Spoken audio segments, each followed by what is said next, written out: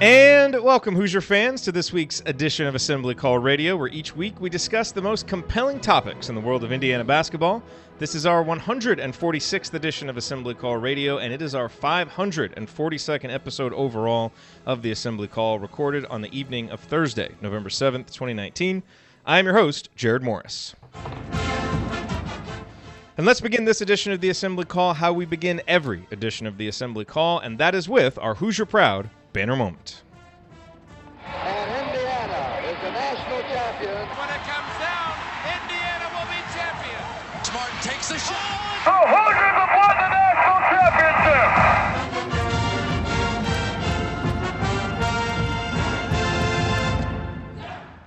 This week's banner moment occurred during the player media availability after Indiana's opening night win over Western Illinois. And if you didn't listen closely, you might have missed it. Al Durham, fresh off his perfect shooting performance, was one of the players who addressed the media.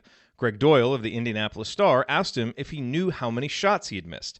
Al said he didn't know and that he hadn't looked at the stat sheet. And whether he was being coy in his response here doesn't really matter. What I found telling was what Al said next. Indiana's recently named captain looked down at the stat sheet, located his shooting line for the evening, and then replied, "Oh, we were 7 for 7 today." We were 7 for 7 today.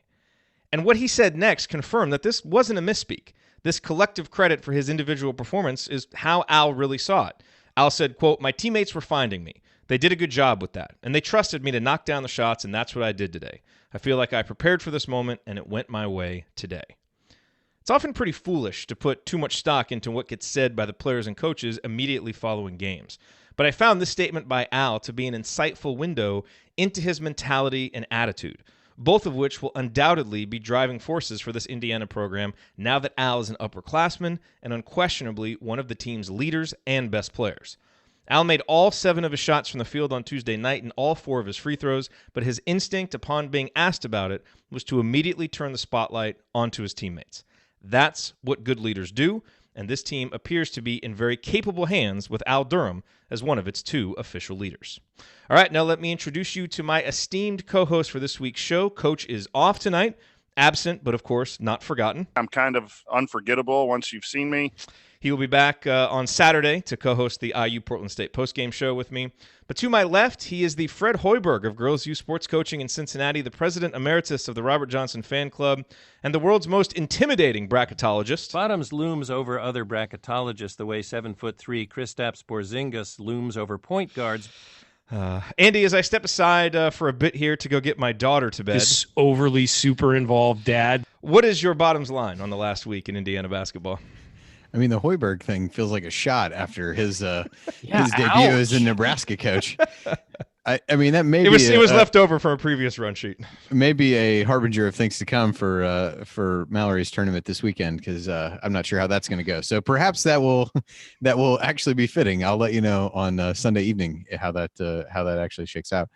From my perspective, and we touched on this a good bit on the post game show, but for me, these early games are about trying to figure out who is going to be able to be a consistent contributor. How can we use these games to find guys who what you're going to get on a night in and night out basis for the most part.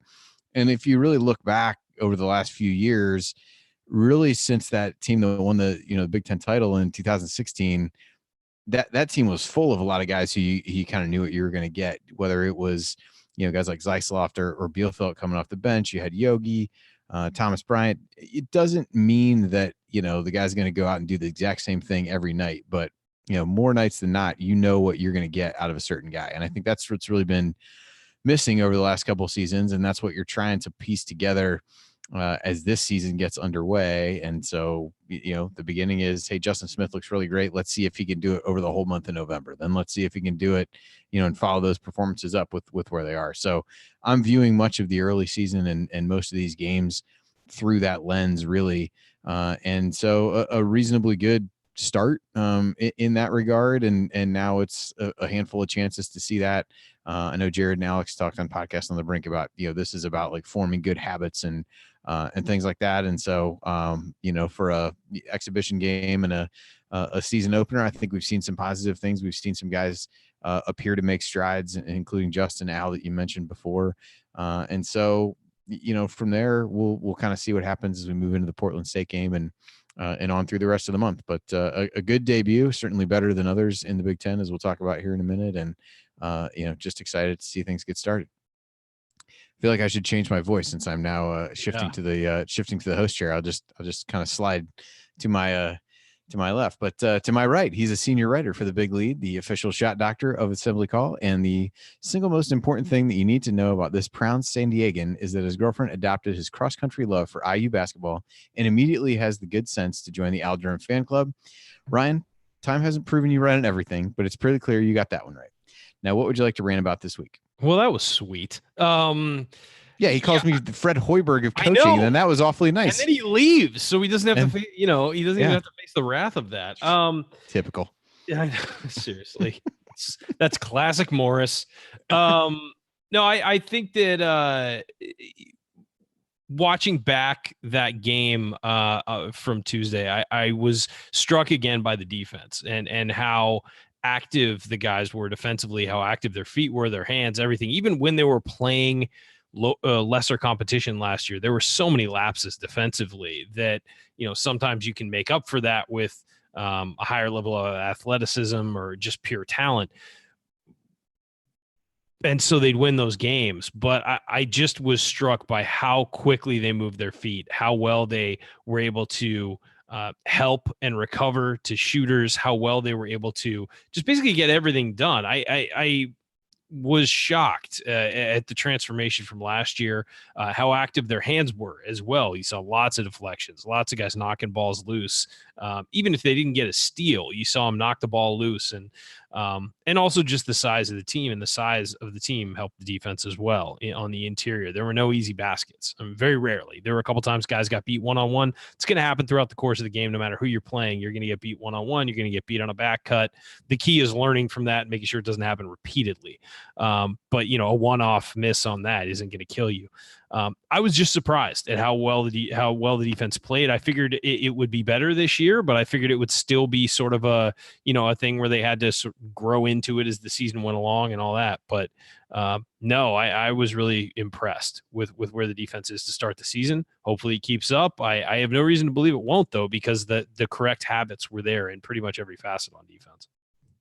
Yeah, it'll be interesting. I know one of the things we're going to talk about later is a buy sell and some early season things. And Archie had some comments to make about the defense after the fact. So we'll kind of revisit a little bit of your thoughts as we, lay those against what his comments were after the game. But on this week's edition of the Assembly Call, we're going to hit a few Hoosier headlines here in a minute. We'll do that buy sell, as I talked about, on some of the early narratives from the first couple days of the season. And then we'll answer your questions. We got a ton of good ones, as we always do. But I think, now that people have actually seen the team play a little bit, I think there's even more questions. We're starting to get answers, hopefully, to a few of the questions that we had all off season. And then we'll try to make sense of things from there. But first, let's talk about tickets. You have a lot of options when it comes to where you get your sports tickets, and it is an industry that's known for its growth, innovation, and customer friendliness. But with millions of live event tickets and price match guarantee, SeatGeek proves that there's a better way. They built the fastest way to find tickets so that you can stop searching for the perfect seat and instead start enjoying it. Just look at the App Store. SeatGeek has over 50,000 five-star reviews, and the reason is because they deliver a better process for buying tickets. SeatGeek pulls together millions of tickets from all over the web, and then they rate each deal on a scale of 1 to 10 with a color-coded system to show the value. Green dots mean good deals, red dots are overpriced. Then they display the tickets on an interactive seat map so you can see right where they are. And every purchase is fully guaranteed, so you can shop for tickets with confidence. I have the SeatGeek app on my phone because it's by far the fastest and easiest way to find tickets. In fact, my family and I are looking to go to the Arkansas game while everybody's on break. So looking forward to that. We'll definitely be checking out SeatGeek to see what kind of deals I can find on tickets there. And so our plan is to do that and hopefully find some good deals to be had. Take my kids to their first game at Assembly Hall and enjoy a nice Sunday evening. I believe that's a Sunday in Bloomington. Can a brother get some coupons? Of course you can. Best of all, SeatGeek will give you $10 off your first SeatGeek purchase. All you need to do is use our promo code. So download the SeatGeek app today and use promo code ASSEMBLY for $10 off your first purchase. That's promo code ASSEMBLY for $10 off your first purchase. All right, Ryan. So Hoosier headlines for this week really fell into a couple buckets. The first was around Dawson Garcia. I did an Instagram interview with Tipton Edits. Tom Ostrom was also in town to meet with Dawson's family, and whispers that Archie's planning to fly up and see him Friday before he goes to Marquette for his final official visit. Power move. Yeah, good move. Hey, might as well. So he is taking his Marquette official visit, and told Tipton Edits he felt at home at IU, and that IU has the best fan base. So I don't know what context there is around the best fan base and that part. We would certainly agree, but Ryan, so his Marquette visits this weekend, right? Yeah, that's what it looks like. It's gonna be 31 on Friday in Milwaukee. So low of 26. Not that he's not used to it being from Minnesota, but let's hope for some bad weather in Milwaukee this weekend. Maybe that'll push him to go a little further south for college. But yeah, I mean, anything you've read lead you to feel one way or the other about the recruitment. It's hard because everybody comes back from their visit and it was great. It's always the greatest thing ever. Yeah, everybody always is like, well, if they're going this place for the last one, that means something. There's a lot of cliches or narratives, whatever you want to say, that you can read into any of these. But anything you've heard that may give a better feel than just some of the comments at this point? No, I think that everybody at Indiana, what I've heard is everybody in Indiana feels good about it. You never know. Something might happen this weekend. He might fall in love with a girl this weekend at Marquette, and all of a sudden that changes everything. I mean, these are high school kids, and they make high school decisions sometimes, and emotional decisions. And it's not necessarily about where is best for you for 4 years. It's about where feels best right now. And happens all the time in recruiting. So you can never just nail down, okay, this is definitely happening. If people who do nail down, this is definitely happening, they're trying to sell you something. I mean, I really think that until a kid commits and until he signs his name on a dotted line, whether it's basketball, football, or any other sport, until they put their name down, anything could possibly happen. So, I mean, in football, we had a guy this year commit to a school, enroll, then enroll at another school, and then enroll back at the same school within 5 months. I mean, that's just the world we're in these days. We don't know what these kids are going to do, because when you have 17, 18-year-olds making lifelong decisions, tends to not always be they don't tend to always make the greatest decisions in the world. So not that I think Marquette and Indiana, either one would be a great school, certainly, for an education, but obviously I'm a little biased to where I want to see him go, and that's IU. So I'm reading it through those glasses just like everybody else. But as far as I've heard, and I've heard from some people inside the program, that Indiana feels really good about this one. That's all. So it's all going to depend on what happens this weekend at Marquette, really, and then he's going to make a decision shortly. He's not going to stick around with this one for a long time, from what I've heard. Yeah, I think you walk away from some of this where you are at the mercy of what a 17, 18-year-old kid is deciding, and in a lot of cases you really try to put it through the lens of has IU done everything that they really could from the recruitment. I think they made him a priority pretty early on and really stuck with that throughout the process. So I don't know that if he does happen to pick Marquette, I don't know that there's a lot that the staff would look back on necessarily and say, hey, maybe the outcome could have been different if we did X, Y, or Z. It feels like they've been pretty consistent and all the things you'd want them to be at that point. So just kind of wait and see mode at this point. The other thing that was mentioned here was just about the first couple of days of the season for the Big Ten, although I believe Rutgers was up big on whoever they were playing tonight. So that's certainly a good sign. They were beating up on Bryant, not Thomas Bryant, just Bryant. Thomas Bryant would probably be better. That is likely the case. Called out here, Nebraska losing by 19 at home to UC Riverside. Jerod did put in the notes, it's fair to note Archie lost his first game by 21 to then 203rd ranked Indiana State. Another little nugget that he just threw in here and then walked away. So that was, why has he got to do that? Seemed unnecessary. But I think, Nebraska, they basically have an entirely new team from a year ago. A lot of guys graduated, a few transferred, and then you've got Hoiberg who want to bring in some of his guys. He's got transfers coming in, JUCO guys, everything. So there's so much roster turnover to expect them to be good probably at any point in the season, but certainly at the beginning feels like a stretch. Illinois needs overtime to beat Nicholls State. Wisconsin loses in overtime to St. Mary's, who's a top 25 caliber team on a neutral floor. That one doesn't really give me too much pause. Michigan only beat Appalachian State by 8. I think at one point they were up by 30 or close to it. Really gave up a huge run in the second half. Somebody said that Michigan should just never schedule Appalachian State in any sport.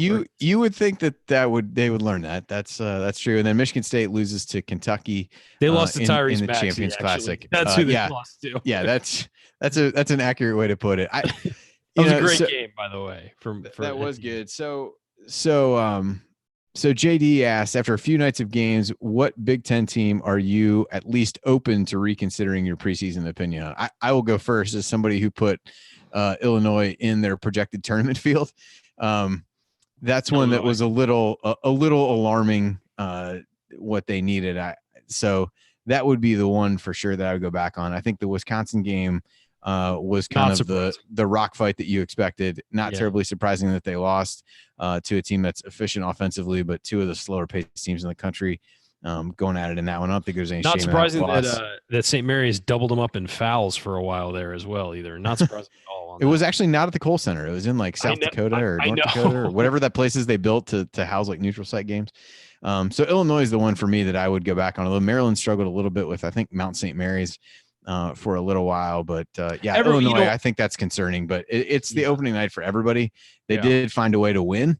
But they, have a road trip. They go to Grand Canyon on Friday, and then they play at Arizona on Sunday. So Grand Canyon probably better than I think people realize, coached by Thunder Dan Marley. Yeah, and still. Then, and then you got Arizona, who should be a lot better this season. So there's a chance for them that they get off to a bit of a rough start if they don't play well in these couple road games. But they're the one that gives me the most pause after the first couple nights. Yeah, I think Illinois is the one to be concerned with. But also, I will add that Indiana was trailing Western Illinois 10 minutes through their first game. It takes teams time to sort of adjust to the new season. And you got to remember, these teams that are lower ranked are coming in with a chance to, pull a big upset and get some headlines. So, I mean, look, Nebraska losing to UC Riverside by 19, that you put in a different category than a team struggling and pulling it out in the end, I think, because that's just embarrassing. That was a terrible. I mean, they got blown out by the 248th ranked team in the country. Like that's on a different level than squeaking by in your opener. Yeah, Illinois should not have gone to overtime on Nichols, but at the same time, they did end up winning, and you can take something away from that. So yeah, it's really hard to tell so far. I think we'll develop a pattern after 3 weeks. Maybe we can kind of realize what's going on and see a pattern. But opening night, it's tough for me to judge too harshly because we've seen plenty of times teams play terribly opening night and then kind of get it together over the next month, and then people forget about opening night and don't really judge them by it. Yep, fair enough. All right. Well, coming up, it's still extremely early in the season, but that doesn't mean we can't consider some early narratives. So we'll play buy or sell on some of those coming up next. Stick with us here on the Assembly Call.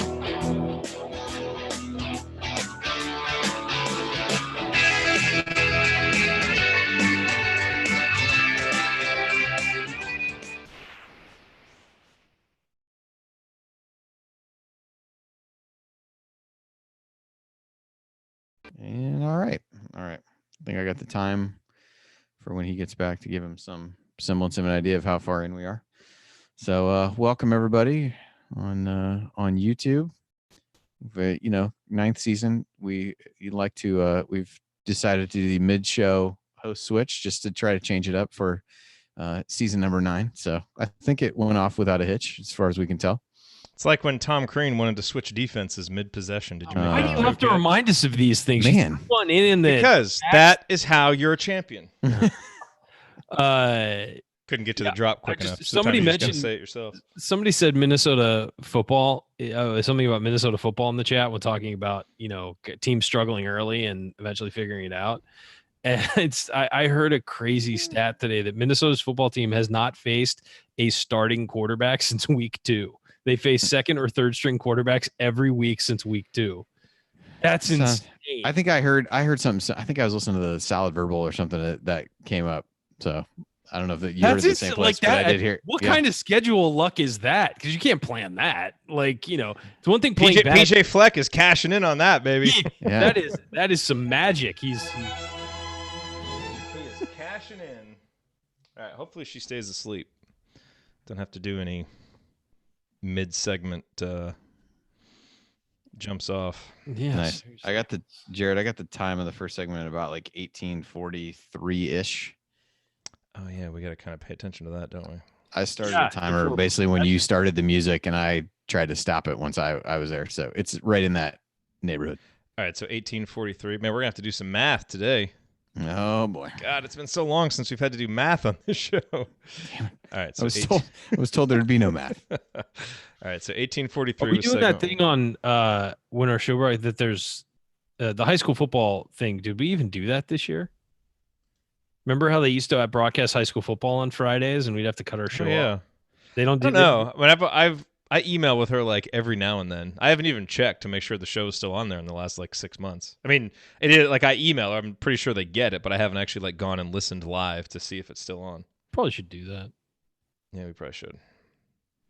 But yeah, no, they didn't say anything. So maybe they're not doing high school football games now. Phillip Rivers just threw his third interception to the same player in the first half of this football game. There is a flag, though. Some guy has 3 interceptions. Do you think it was one of his kids? Because there's so many, he just got confused, or is that not? Somebody was talking about them potentially moving to London, and they were like, "Oh, it was offsides on the Raiders." God. Somebody was talking about them moving to London. He's like, Phillip Rivers can't move 9 kids to London. What do you think?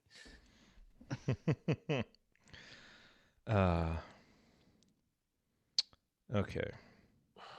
All right. So yeah, if I do have to pop off, Andy, I'll just let you know in the chat, and we'll just adjust. This is just how we're doing it.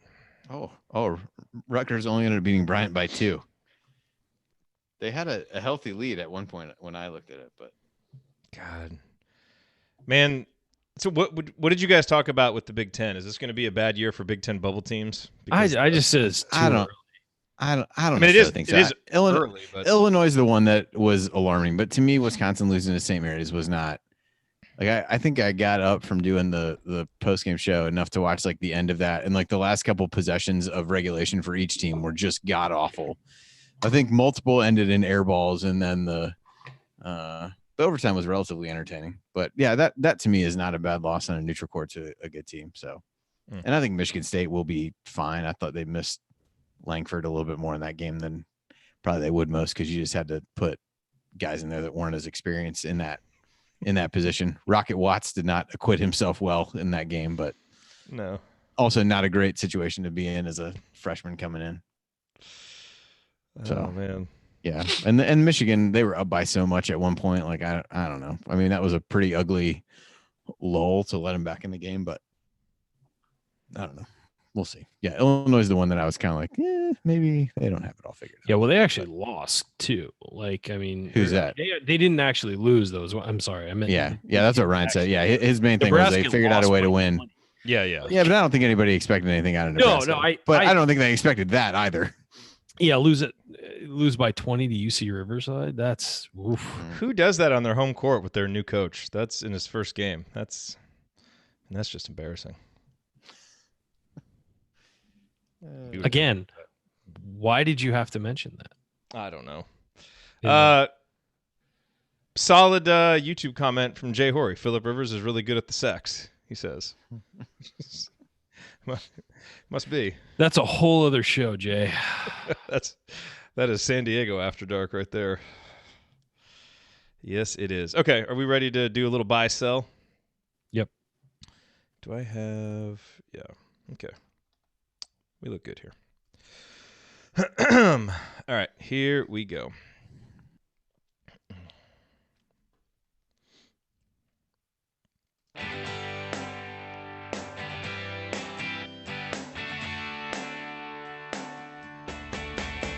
This is Verdell Jones. What's better than an epic buzzer beater? The full court dribble and a perfectly placed pass to set it all up. And, of course, celebrating with Hoosier Nation afterwards. So join Jerod, Andy, Ryan, and Coach on the assembly call after every IU basketball game. Go Hoosiers.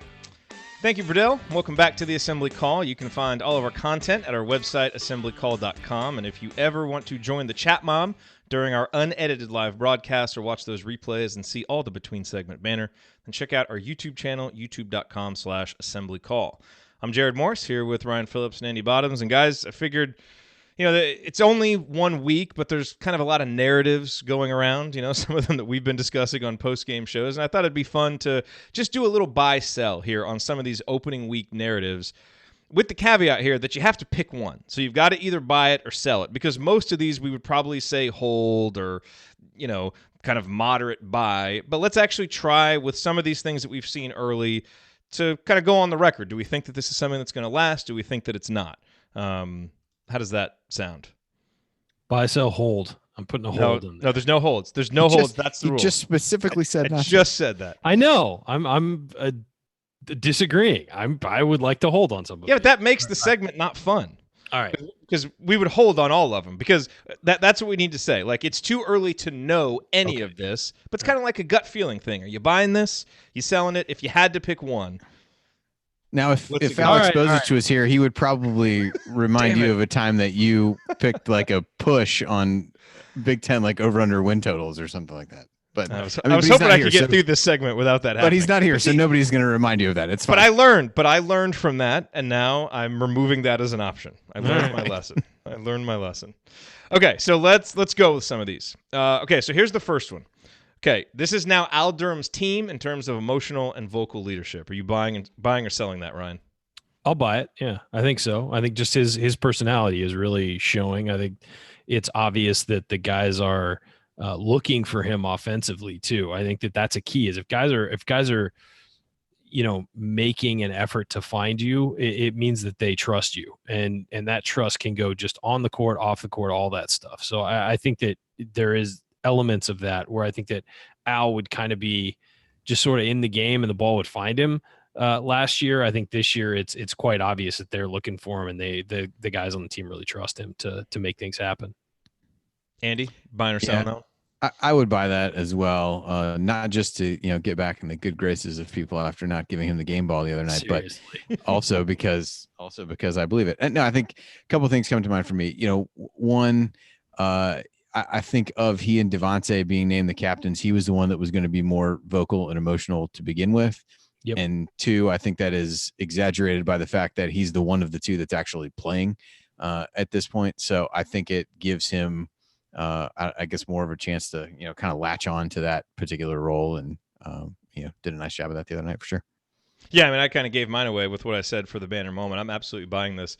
Did you see the video that was going around on social media? They did one of those 360-degree angles of Justin Smith's dunk, and I didn't even notice it like the first 4 or 5 times I watched it, but Justin goes up to dunk, and Al is back like around the free throw line. I saw that live. He leaps into the air. I mean, he must have leapt into the air like 10 feet. It was amazing. Just out of pure exuberance to see his friend and roommate Justin Smith get a big dunk. It was awesome. And it was first points of the season, too, for everybody. So it was kind of like that broke the seal on the season. It was nice. Yeah, that was cool. So, yeah, I think pretty much everybody's going to buy that one.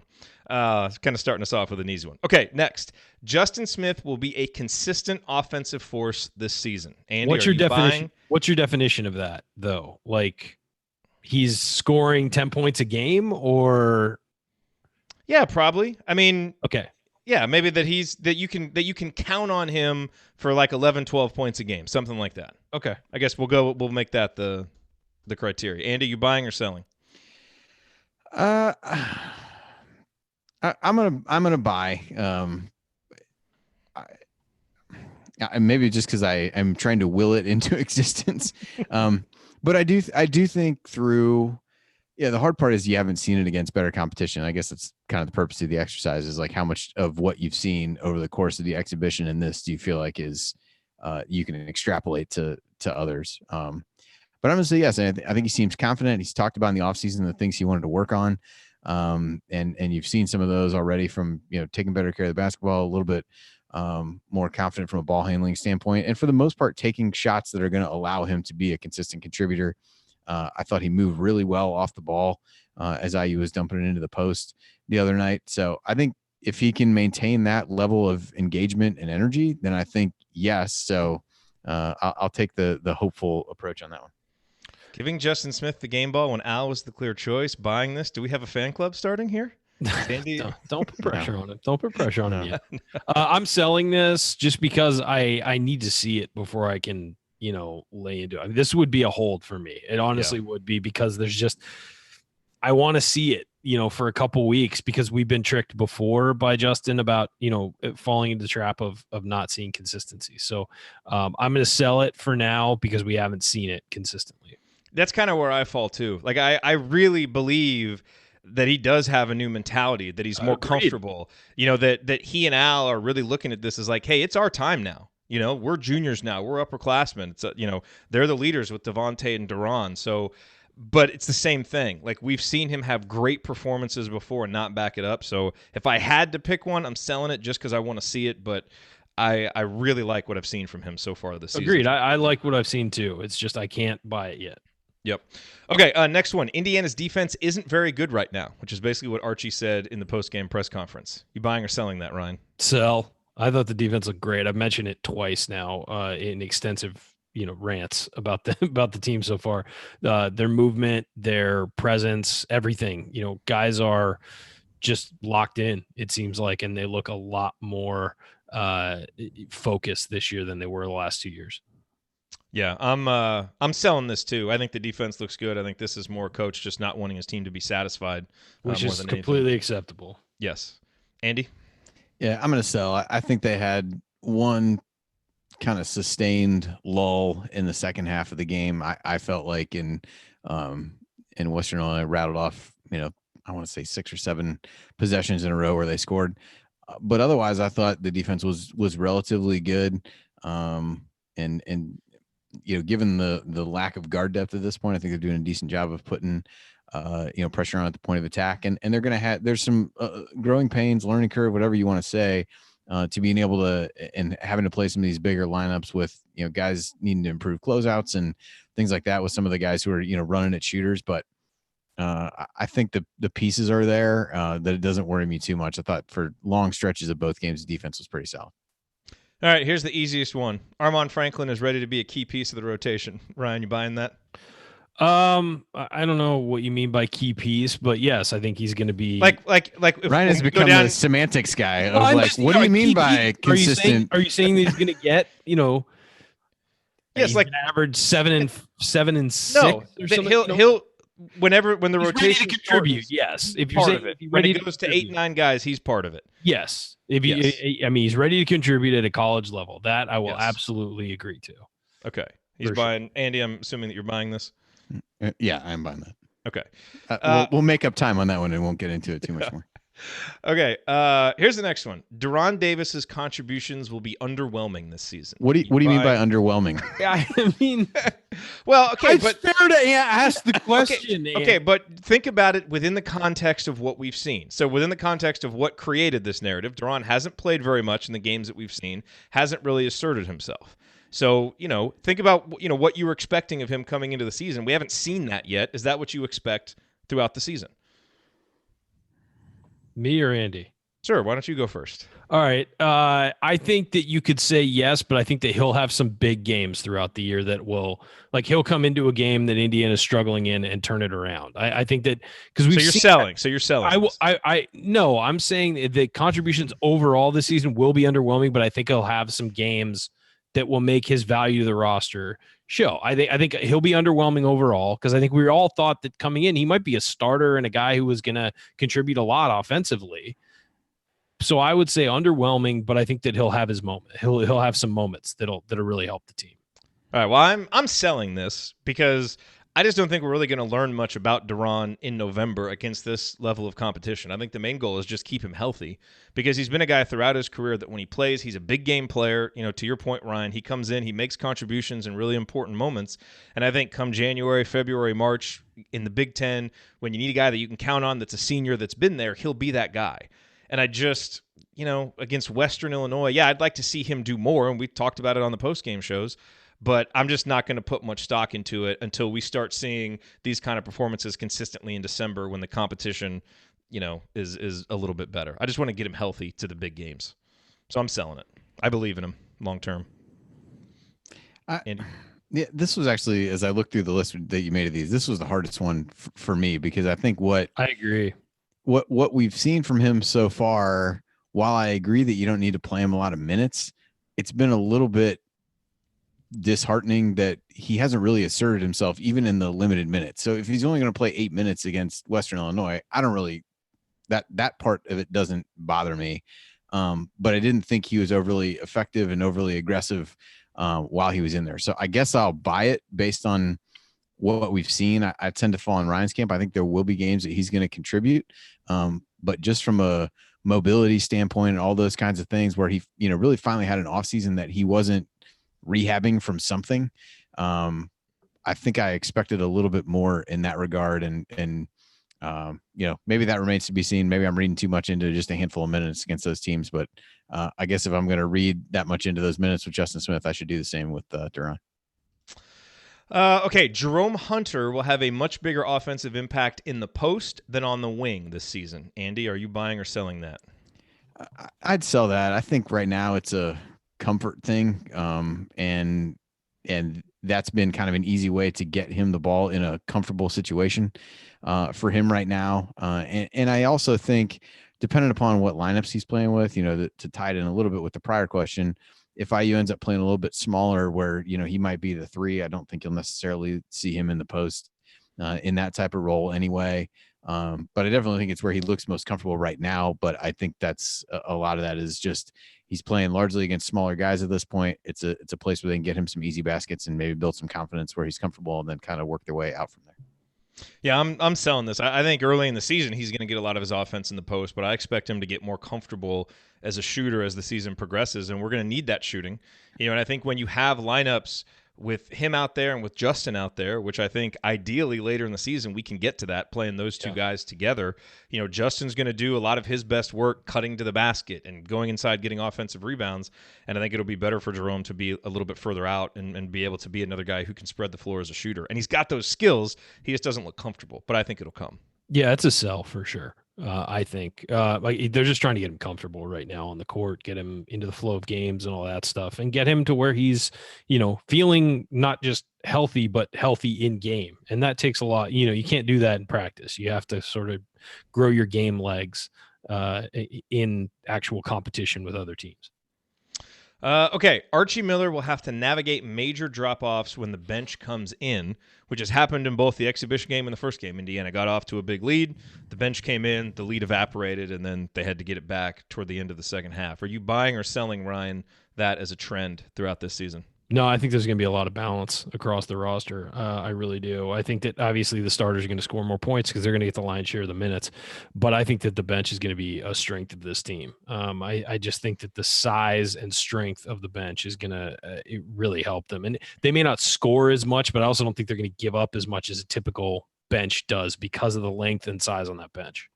Yeah, and I also think once we get all the guards healthy, that will stabilize things too. That's a huge impact. Yeah, because Rob, both times when has come in, has been really shaky, and then he's gotten better as he's kind of gotten into the flow of the game a little bit, and eventually, he'll be a starter. But then I just think that'll stabilize itself more. And plus, Andy, Armand Franklin, Jerome Hunter, Race Thompson, Demezy Anderson, these are all guys who are just still getting used to playing major college hoops because they haven't played many minutes. And so as they get more comfortable, I think there might be some drop-off, but I just don't think it'll be nearly as pronounced as what we've seen.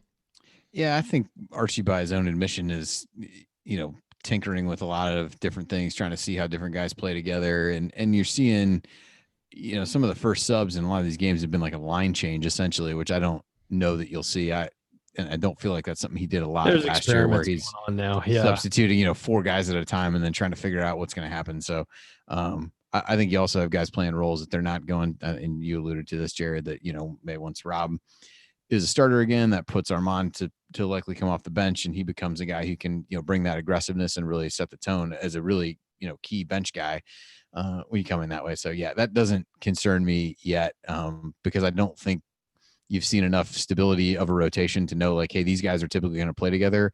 And every time I see this group together, I see the same thing. I think it's just different combinations at this point. All right, a couple quick ones we can get through here because I want to make sure we have time for questions because we got some good ones.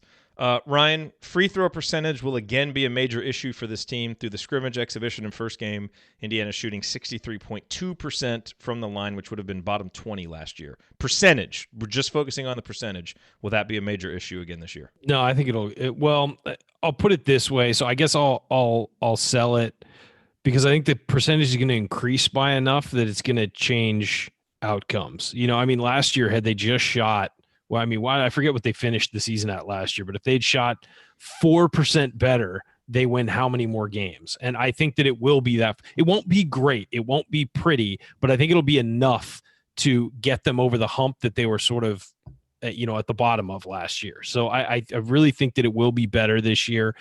Just looking at some of the shooting strokes of guys who've gone to the line, they look better. They look more confident. You're going to get a guy like Al Durham going a lot more, and he's incredibly confident at the line. You can just tell it's a change. And then other guys like Race Thompson looked lost at the free throw line last year because everything about his shot and offensive game was off last year. He stepped to the line a few times, and he hasn't made everything, but he's looked like he's got a shot. Jerome Hunter, I think, will settle in and have a good shot. I mean, Devonte Green's a pretty good shooter from the free throw line. I just think that if Rob Finney can be better. So I think that they're going to get better. It's not going to be amazing, but I think they'll be better. So I'm gonna sell. I'm getting pilloried in the chat for including the scrimmage numbers. And granted, those do weight it negatively. Yeah. I was just that was I was just trying to increase the sample size, but fine, point taken, fine. Yeah, because I mean, who knows? We're guys. It was bad. They were 24 or 43 in the scrimmage. Yeah, so yes, they've been better. We're guys shooting like one-handed from the side. I mean, it was really bad. Yeah. Yeah, they were in the other two games. They were 70% against Gannon and 68% against Western Illinois. If they're 68% this year or like 70%, we'll be thrilled. That would be amazing. Okay, free throw rate will be a major strength for Indiana. So far, through the scrimmage, exhibition, and first game, the free throw rate is 60%, which is really, really, really, really good, by the way. Yeah, I don't think it'll be. It won't be that good, of course. But yeah. No, I think buy. I think that they're for sure. I'll buy on that. I think that they're going to have, especially when you have so much scoring prowess in the paint, that's going to happen. Guys jump up, try and block shots, all that, and they have the guys to go crash the glass and go. When you're a tough, strong team with size, you tend to get fouled a lot because you're doing a lot of work in the paint and you're doing a lot of work in the paint on defense. And so I think that, yeah, for sure, they'll wind up shooting more free throws and have a pretty good free throw rate. You're buying this, right, Andy? We've talked about it enough, I think. I think they're it's going to have to be. I mean, they want to play aggressive. They talk about wanting to play fast, play downhill, play through the paint. And it hasn't been a team that shot a ton of threes already. No one foresees that changing either. So I think it almost has to be. And yeah, hopefully those last two that we had pieced together well to make it out for a positive for IU. And last one, the offense will feature a lot more movement and screening this season. Certainly seems like we've seen that in the that's early obvious so far. Some of the sets. One of the sets that was really interesting in the first game was they had a guy. I forget who it was, but dribbled to the left, like from the top of the key, dribbled to the left and got a pick and roll.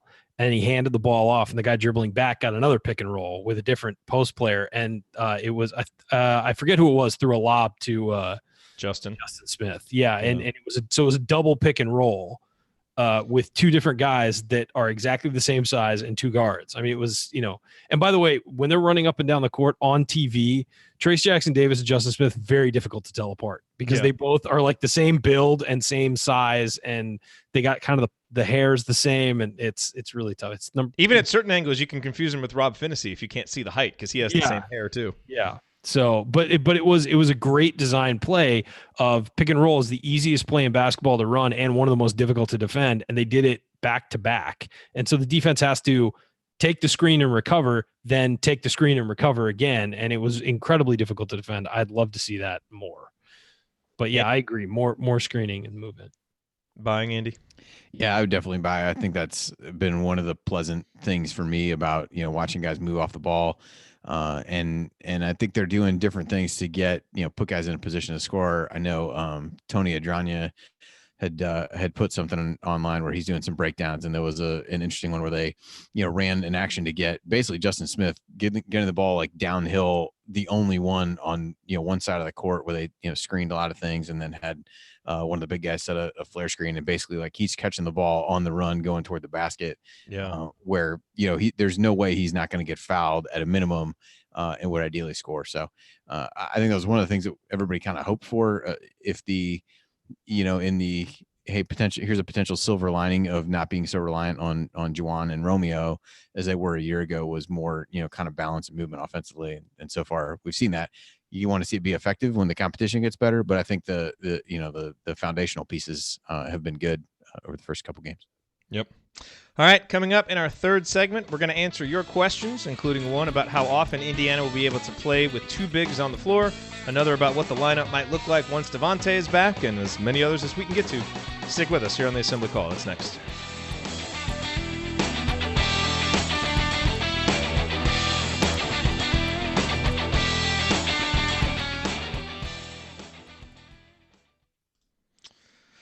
All right, let me do a little bit of math here so that we know what we're doing. 24:30. So that segment was about 20 minutes and 6 seconds. What was the first one, Andy? 18:43. 18:43. 18:43, I think is what I think I might still have the timer up here. Okay, so we're at about 38:49 thereabouts. So, okay, so we've got 11, so 10. So that gives you 11 minutes and 11 seconds. Yep. But 10 something 10. By the time you factor in. Yeah, about 10:35, so I need to start it at the 55. Okay, so I need to start it. Okay, I got it. So we got about 10 minutes, so we'll hit some of these. Okay. Yeah, whichever ones you want to do. I thought there were a lot of good ones. Yeah, I mean, we can do the other ones on once we do some AC After Dark. What's the score of the football game? It's going to halftime, and it's 17-14 Raiders, I believe. 17-14. They just interesting that do you see Painters redshirting Newman and Gillis? Basically, Gillis was less surprising because wasn't he coming off a knee injury? Yeah, but Newman's really surprising. Newman one was surprising to me. Yeah. Yeah, didn't they bring him in to like? Yeah. Because are they not? I assume then they're not redshirting PJ Thompson's younger brother then. No. Because they only have like. I feel like he was like a less heralded recruit than Newman. Some of that's probably positional need, but yeah, yeah. The Newman one was really surprising. Yeah, I wonder if they. Yeah, because that leaves them with not a ton of scholarship guys. I wonder if that ends up like actually happening when it's all said and done. Like understanding that they want to do that, but yeah, you can always pull it back. Do they get to a scenario where you say like, look, we need him to play or whatever? But yeah, that one surprised me. The Gillis one was less surprising. Yeah, you can always take a red shirt off a guy if you can plan to do whatever. But yeah, it just kind of sucks for the kid in that scenario where you're missing the opportunity to play in some of these other games where you get some experience, and then all of a sudden you get thrust in and you end up, burning a year of eligibility to play in half the games, depending upon what happens. But that seems to be their plan, at least. Yep. All right, let's hop in and do some questions here. Here we go. Okay.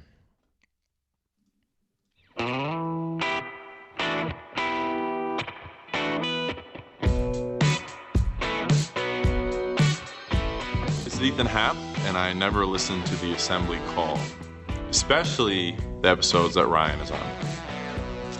Welcome back to the Assembly Call. I'm Jerod Morris here with Ryan Phillips and Andy Bottom. So Ethan probably not listening to this week's episode.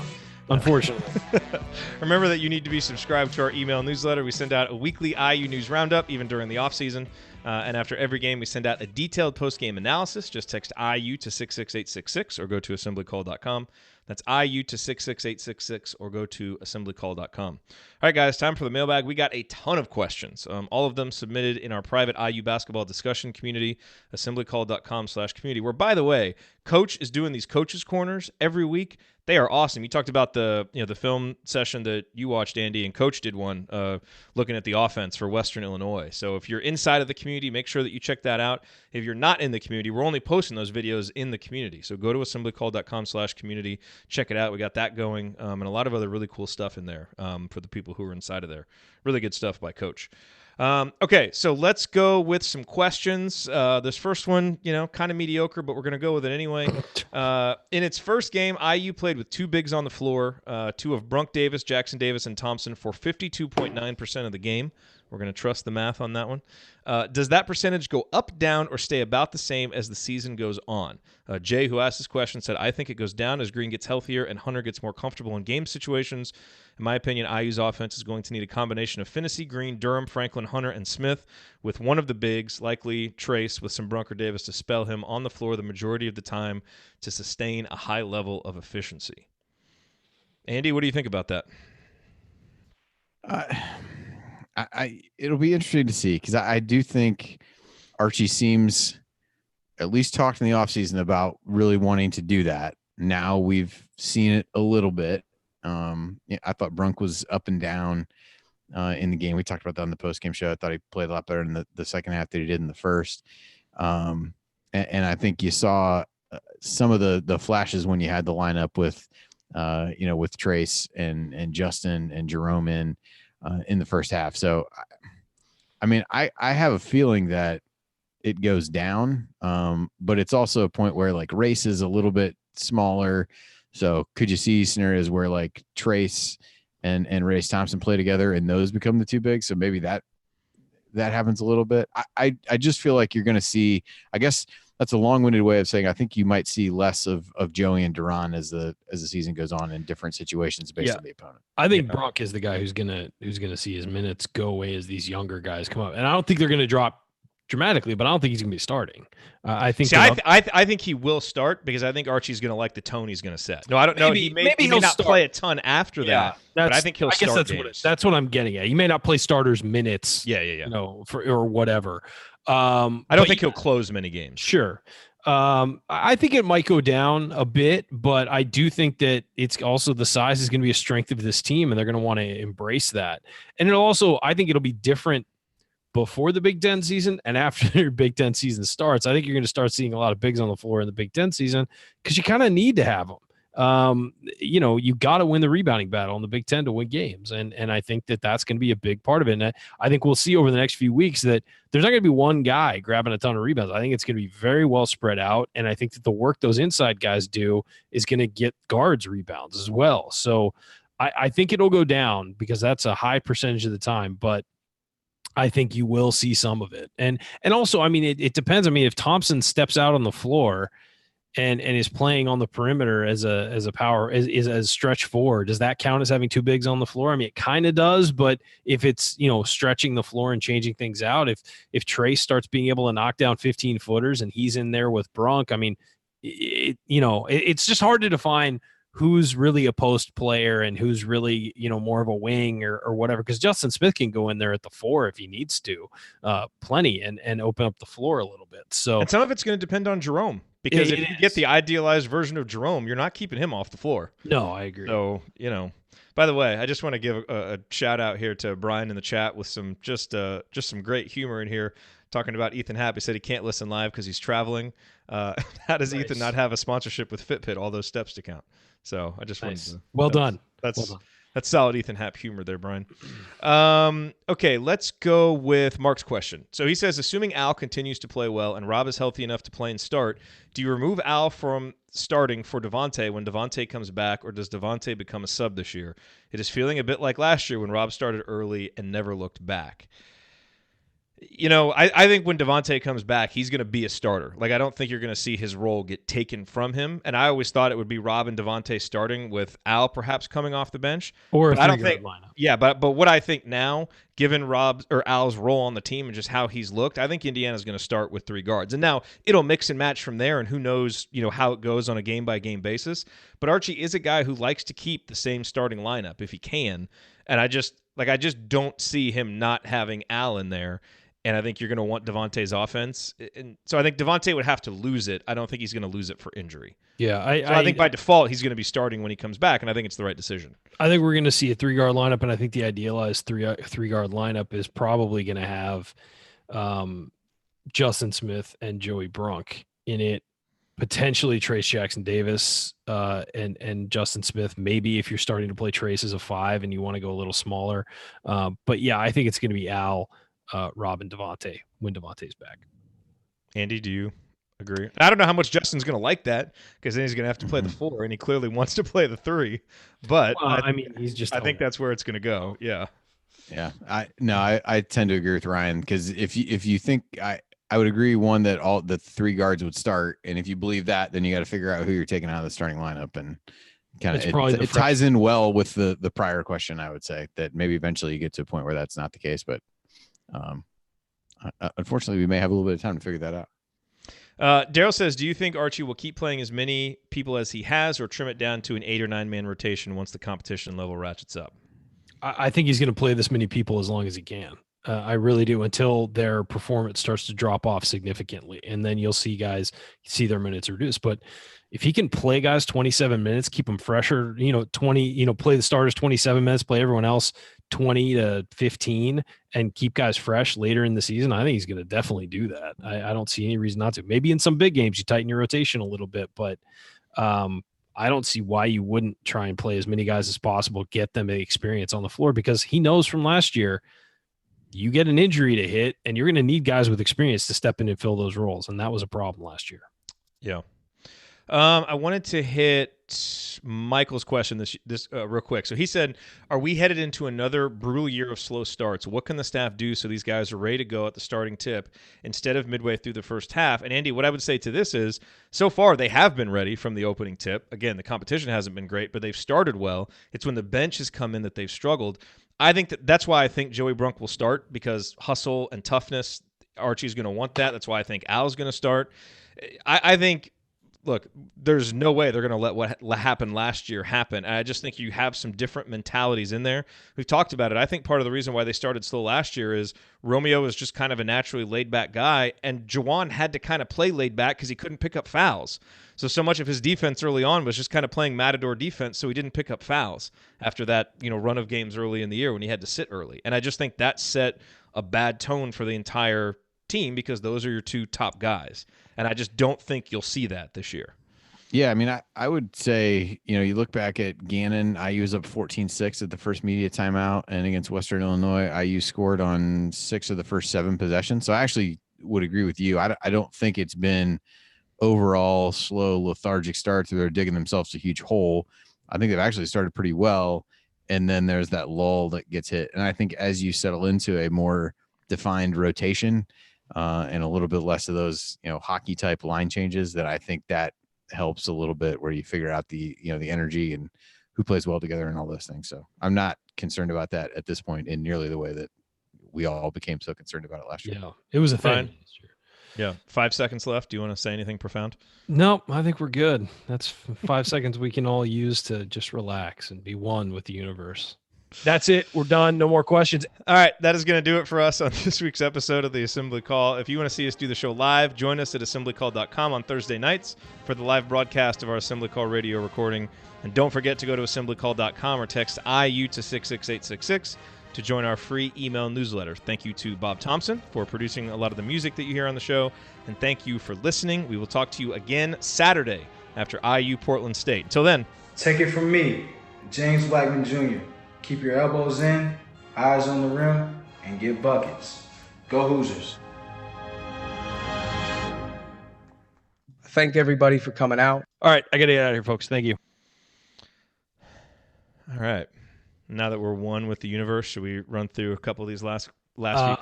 I can do one more, and I know which one I want to do. Favorite Thomas Bryant memory? It's the big dunk towards the end against Kentucky in the NCAA tournament. This is my house. Yes, that one. Yes. I think that's everybody's favorite Thomas Bryant moment. Yeah. That and his coast to coast finish against Minnesota when we were there was kind of like, what the hell just happened? Like, that was pretty great. And then he was like slapping 5 with everybody in the front row because he just couldn't cut that hard, so he almost legitimately flew into the front rows. He was trying to sprint. Yeah.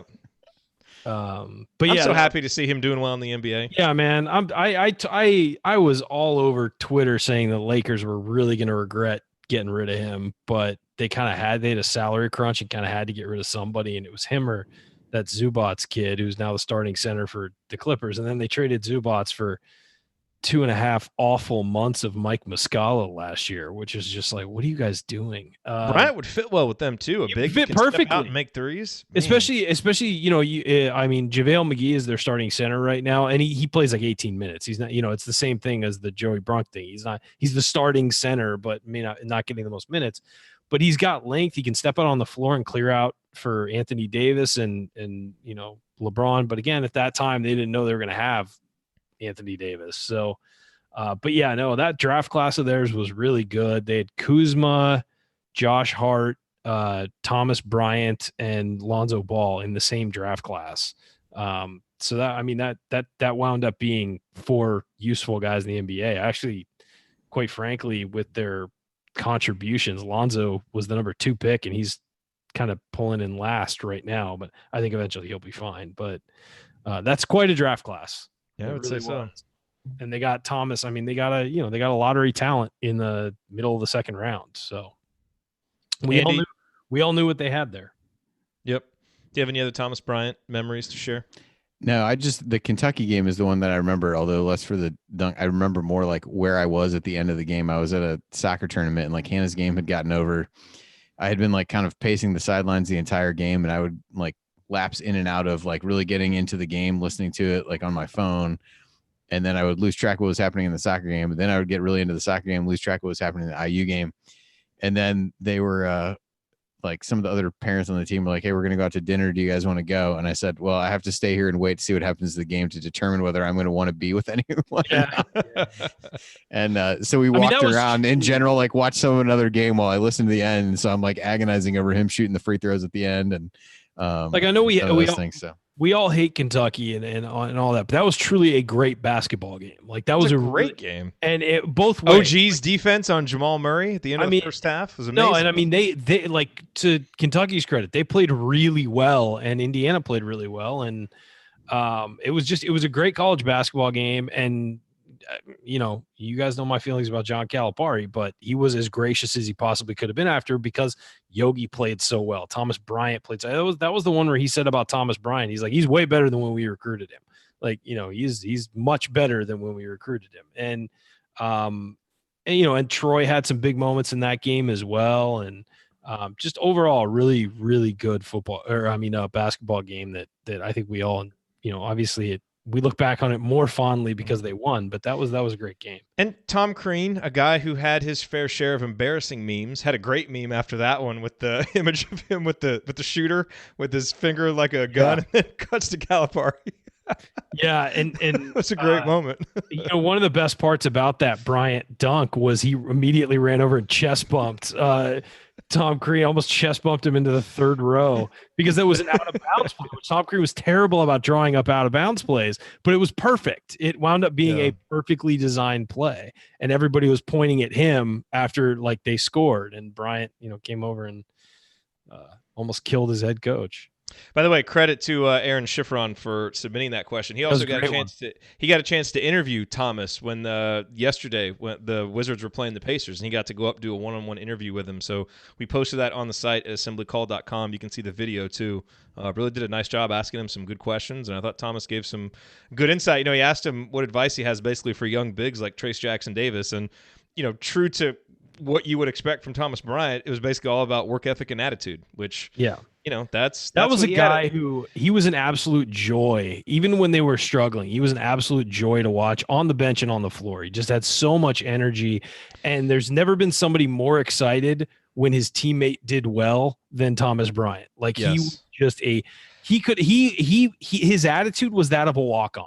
Like, he was that happy for everybody. He didn't even care about himself, scoring. I'm sure he was hard on himself if they lost and all that stuff, but he was one of those guys who was just, always happy for the other guys and always pumping everybody up. And he just had an endless motor both on and off the court. you know. I will say that was one way, if you think back to his sophomore season, 2017, when things really went south after that great start.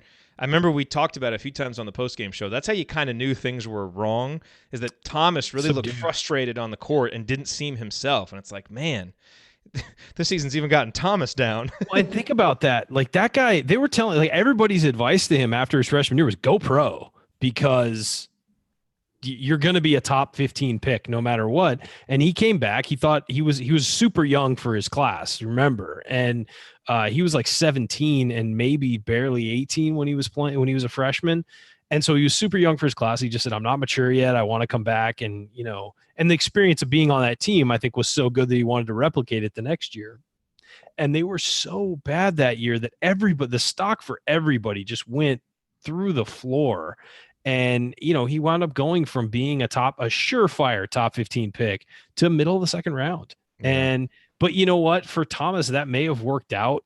I mean, it has worked out in the end, but it may have worked out because he had a chance to display that work ethic. You know, he wasn't handed anything. He had to earn it. And I remember when he was in his rookie year, he was in the G League. And I watched a few games because he was on the Lakers, and he was in the, you know, it was a chance to watch him play. And I just remember him playing so hard, and it was everything we'd seen at Indiana, but on a G League game. And a lot of those G League games, guys kind of cruise through it. And it's actually really fun basketball because guys don't play defense as hard, and they're trying to showcase and all that. And he was just every play meant the world to him. You know, and he was living and dying with every single play. And it was like, oh yeah, that's the Thomas Bryant I remember. And then he got in some with the Lakers, and then they had to let him go, and Washington snatched him up immediately and has basically turned him into a starting center. And I'm sure he's going to get paid very handsomely pretty soon. Good. As well he should. Okay, let's just run through some of these other ones real quick. Let's see. Bryant, we kind of answered that one about the bigs. Yeah, that was kind of the same as the first one, I felt like. Yeah. Yeah, Chris said, Chris said, obviously coaches show scouting film of opponents, but do you think they show film of other teams being successful doing what they want their own players to do? Example, Coach Miller showing the Virginia teams the last 2 seasons and saying, this is how we want to play as a unit. Obviously with the caveat that, you know, guys, there's no Ty Jerome, but not yet, not until Trey Galloway arrives. Then we'll have our Ty Jerome. I'm answering things in the chat, so I didn't even hear this question. So I picked it out specifically for you too. It's got a Virginia mention. What's it say? Okay, let's reread it. Where is it? It's the one about for you.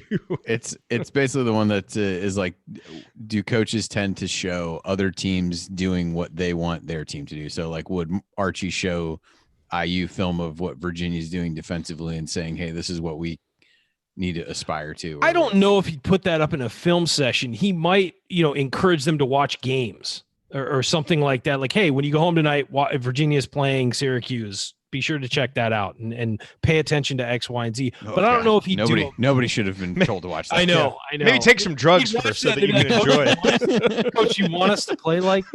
But I think kidding. That's not advice you would give. Because you know the players do hang out a lot and like watch games and hang out and, you know, whatever. And so, you know, he might be sitting there casually and point something out or something like that. I'm sure that happens, but I doubt he would just, you know, frame up a entire game for a film session. Because the thing is that, yeah, this is an example of what we want to do, but at the same time, you probably learn more watching yourself missing assignments and things like that than you do watching somebody run something perfectly. I really do. Unless it's an offensive set, you want to watch it run perfectly so you can know where you're supposed to be and all that stuff. But you learn more by mistakes than you do reinforcement of what's right, I think. And so it's an interesting dynamic though, because some coaches are very they almost come across as like angry when they're pointing out mistakes. Other guys are encouraging when they're pointing out mistakes. Like, yeah, you made this mistake. Here's why you made that mistake. I understand it, whatever. And sometimes it works either way, and sometimes it doesn't work either way. Players shut down. It's all about how the player is receptive. So I think you learn more. I think you learn more from mistakes, but it's also how it's framed to each individual player. Some guys can take it, some guys can't, and you have to be constructive with your criticism, I think. Coach agreed with you in the chat. that you would show more your own mistake? Ryan, I'm taking care of you. Yeah, just he agreed with your general. I mean, he said exactly. I'm assuming he was saying it to that. Okay. So not just everything else I said. So. Yeah. Okay, so Robert says free throw percentage must be close to 75% or higher. How many close games will be lost if this doesn't happen? Why is Archie so slow in bringing in a free throw shot analyst to work on the problem? 2 simple reasons shots are missed: physics and geometry. Number 1 is physics and geometry. Number 2 is mental. Help for both are available.